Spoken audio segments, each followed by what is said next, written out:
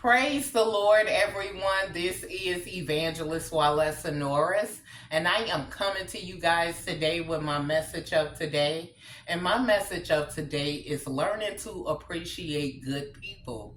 We do know good people are far and in between, and not everyone is for everyone, right? So God knows exactly who you need and when you need it and what person you need in your life, right? Not everyone is going to be in your life that is for you, but it is every once in a while God will send good people in your life, right? That's there for you, that support you, that pray for you, that laugh with you, that's able to go out with you, that really have genuine good hearts towards you, right? And don't want to see no harm come to you, even if they see you making a foolish decision or being in a wrong type of relationship, right? They are wise enough to let you know things that they see because you may be blinded by love, right? Or blinded by lust or whatever that draw people to people, right? That don't supposed to be together. But your friend or the person who genuinely loves you or care for you, right? They will point it out or tell you, hey, look for this red flag, or I've been there before, or I understand I'm seeing something that you don't see.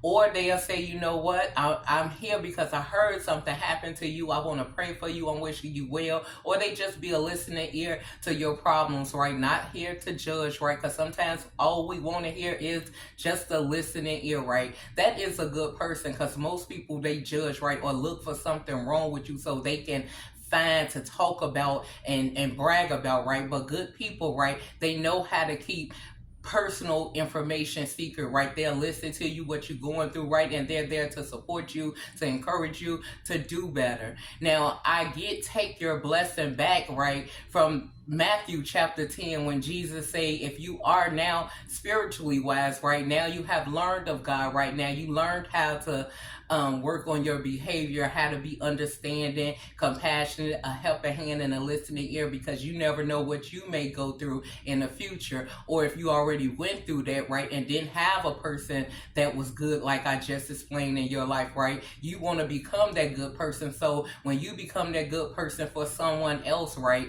then God will send good people in your life. But in Matthew 10, Jesus say, if you enter a home, right, and you bless it with your peace, with your presence, with your understanding spirit, with how you are a kind and compassionate person, you show up to be a helping hand, and they don't accept you, right? They are unworthy of your peace and your blessing, and you'll know that they are unworthy of your peace, your blessings, your presence, right? Because of how they treat you, right? How they may ignore you, how they may not show up for you, right? How they always trying to find something wrong with you instead of looking at the good that you do, that you showed up to be a helping hand, that you was there when in their time of need, right? When no one else was, right? Or you do things or say things that other people they know would judge them for, but you show them that mercy, that kindness, and that grace, but they overlook you, talk about you, don't want to hang with you, don't support you, right? Jesus said, take your blessing of peace back. If you're speaking words to a person because now you have learned spiritual wisdom, right? Or just learned through life experiences, right? That certain things you know that's not going to work, right? Or you're trying to tell people, consider the consequences if you do certain things, right? Or would you like someone to do that to you? Now, you don't have to like nobody, depending on whatever the situation is, right? Because we do know in our human thinking, right, in our fleshly ways, we start thinking fleshly when we feel wronged or feel like somebody has hurt us, right? But if you have a wise, good person in your life, right, they understand your pain, but they're giving you wisdom on how to deal with it. But God says if a good person is in your life and they're giving you words of wisdom, right, they're telling you about God, they telling you to pray about it or to let it go, and they not trying to hear you, right, they looking at you like you crazy or thinking you delusional, or what are you talking about? God said, don't worry about it. Shake the dust off your feet and walk away, right? Because it's going to be more hope for the town of Sodom and Gomorrah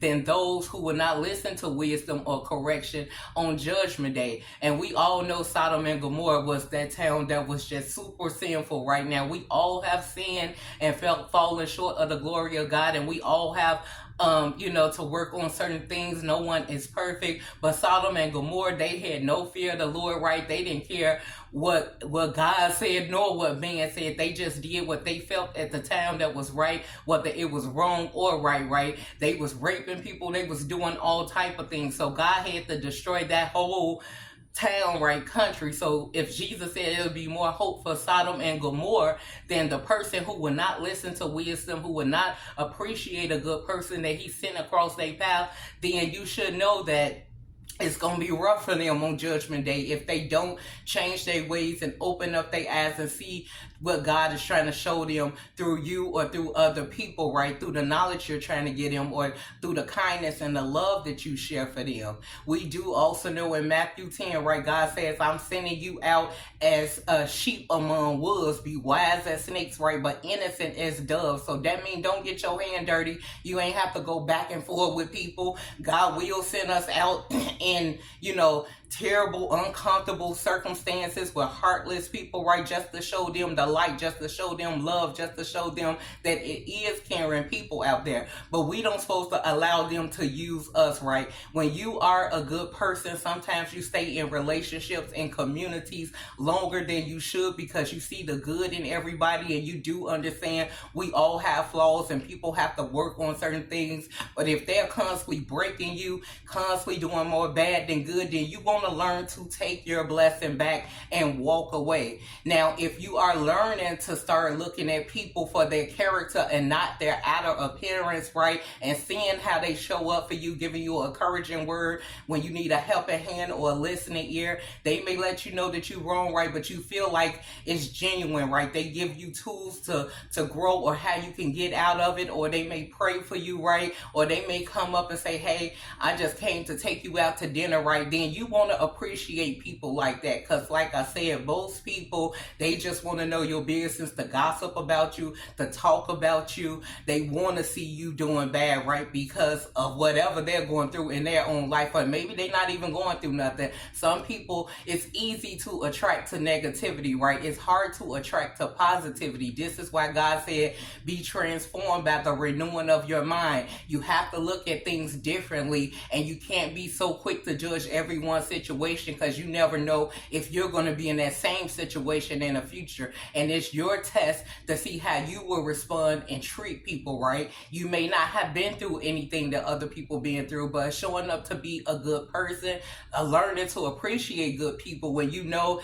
that this can only be God, especially if you are used to people being negative all the time, always down on you, always dogging you. We see this with David, right? He was a good person, and this is why God loved David and said that David was a man after his own heart. Even though he had a ton of flaws, right? He did a lot of wrong, but he always went back to God. We do know in Psalm 35 and in Psalm 109, David said, they repay me evil for my good, but I am a man of prayer, right? So he have learned to take his blessing back, right? He show up to be good in people's life. If they don't appreciate it, he may get angry about it. We see all through Psalm 35 and through the Psalms, right, how angry he was, how he was mistreated, how people misjudged him, but he always took his concerns to God first, right, and decided that I'm gonna keep a good heart. I'm just gonna take my blessing back from those who don't deserve it, or who's unworthy of it, or who don't appreciate it, and move it to somebody who will appreciate